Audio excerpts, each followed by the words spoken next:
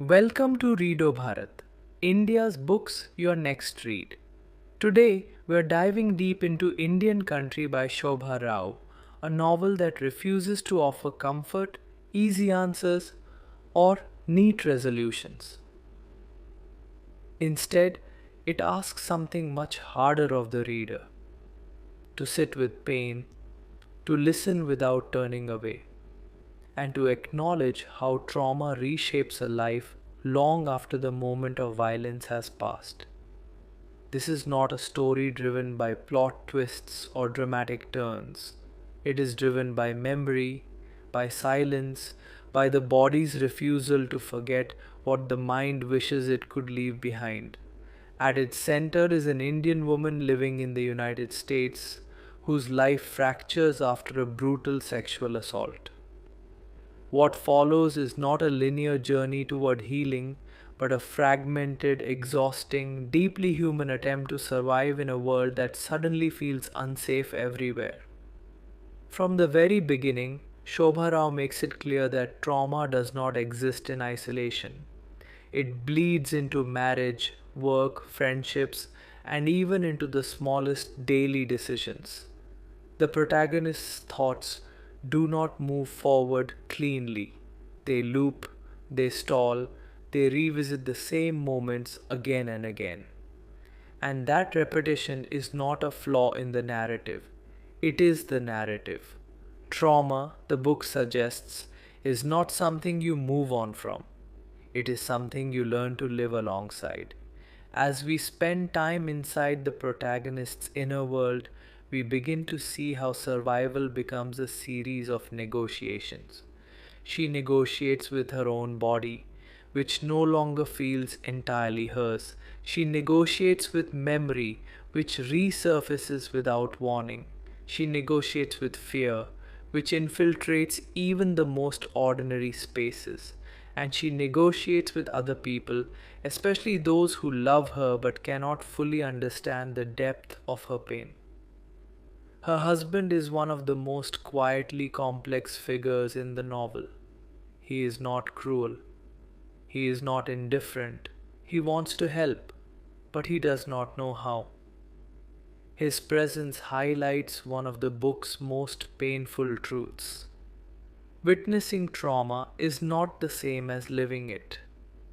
His frustration, confusion, and helplessness reveal how even loving relationships can fracture under the weight of unshared pain.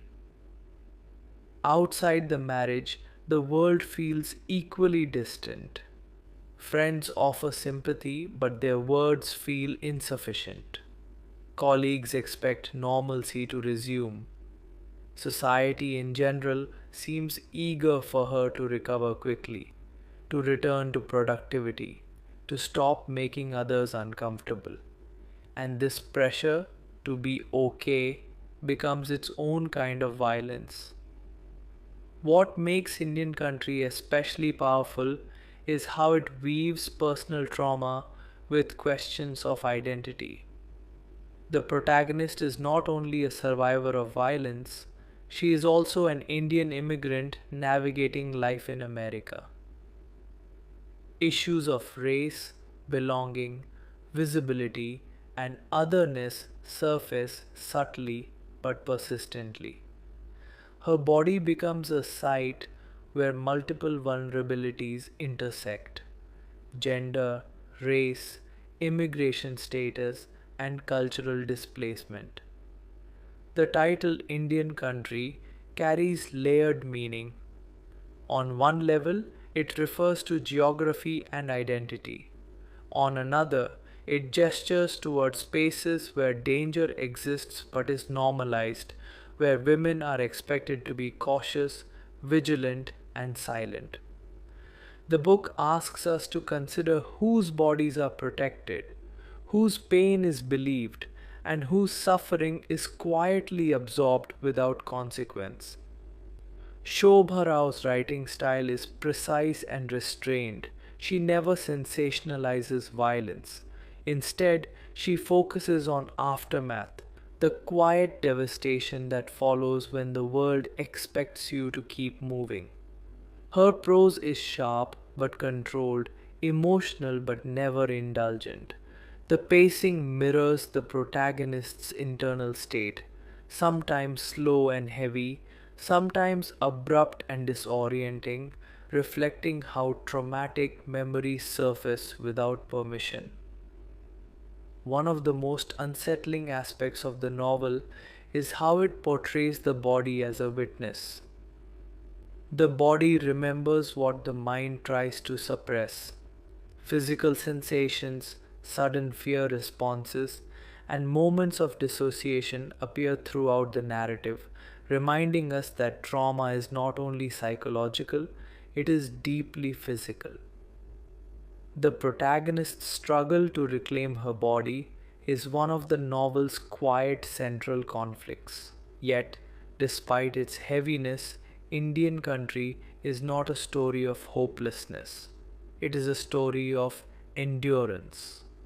Not the dramatic, inspirational kind often celebrated in popular narratives, but the quieter kind, the kind that shows up in the decision to wake up each day, to continue working, to speak when silence feels safer, and sometimes to choose silence when speaking feels too costly.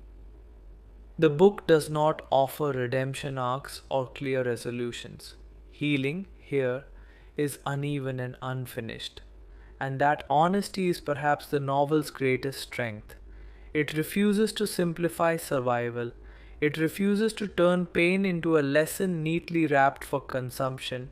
Instead, it insists on truth, uncomfortable, unresolved, and deeply human. What Indian Country ultimately tells us is that survival is not a moment of triumph. It is a long, uneven process shaped by memory, fear, resilience, and quiet resistance. Strength does not always look like recovery. Sometimes strength looks like continuing to exist in a world that has already taken too much. This is a book that demands emotional readiness. It is not for readers seeking escape or comfort, but for those willing to engage with difficult realities. It offers something rare: an honest, compassionate portrayal of trauma without exploitation, and a voice for experiences too often pushed into silence. When you close this book, it doesn't leave you with answers, it leaves you with a weight, a silence, a deeper awareness of what it means to listen to stories that are hard to hear, and why listening matters. Some books entertain, some books educate. Indian Country bears witness. Please support the channel. Like, share, and subscribe. READO Bharat brings you thoughtful deep dives into books by Indian authors that matter.